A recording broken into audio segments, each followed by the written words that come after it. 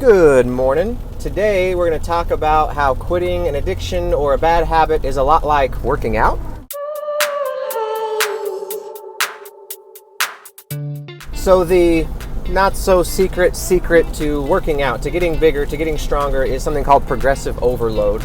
Progressive overload just means that every day you go to the gym or every day you're working out that same muscle, I guess, you would go above and beyond what you did the last time. So if you're working out, let's just say biceps, for example, you do 4 sets of 50 pounds for 10 reps on curls. The next week or the next time you get back around to biceps in your split, you would go up either 5 pounds, if you, depending on how much you can go up, I guess. You would go up a little bit in weight and try to do the same amount of reps and sets as you did last time. So you're getting heavier the next time you do it, and then you keep repeating that process until you can't do it anymore. Then you got to vary it up. You got to probably do a deload or change up the workout, whatever. Or you can decrease the rest time in between sets for the next week, or you can increase the number of reps with the same amount of weight. Whatever you do, you have to increase the volume over time. So I've said this before, anything worth having takes time and consistency, and that is so true in the gym. Time and consistency is key because it takes a long time to build muscle. You can't go work out for a week and see a huge difference in your physique. It's just not going to happen. And then we can correlate that to breaking a bad habit. So I just listened to a video of a psychologist who was talking about how they work through and break addictions, break bad habits.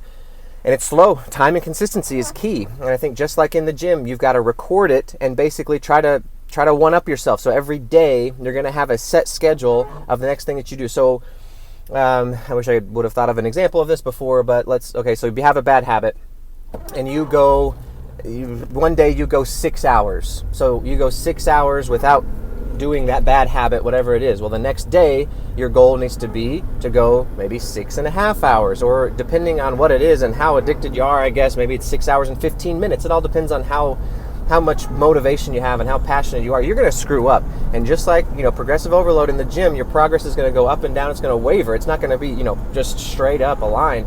So you got to know that on the front end and just know that you're going to screw up. But over time, if the trend goes that direction, goes up, and you are succeeding over time, little by little, at the end of it, you're going to have the result that you want. And so with that addiction, like I said, recording it in a book, recording it in a notebook, just like I do with the amount of weight that I'm doing, so that I know I can go further the next time. Or maybe it's a weekly thing, and the next week you decide I'm going to go 3.5 days this week without doing that bad habit. And the next week now I'm going to go 4 days, or again, break it up to smaller increments if you need to.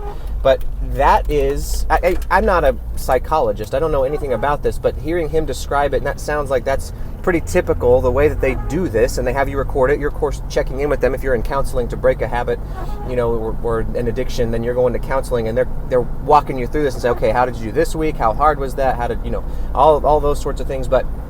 And then telling you what the goal is for the next week, and recording it and writing it down, and slowly over time get you to the point where you know how to do that on your own, so that you can record it and you can succeed all by yourself. But it's a long, slow process. Takes time and consistency. So patience is key. That's the message for today. Hope you have a great day, and I'll see you tomorrow.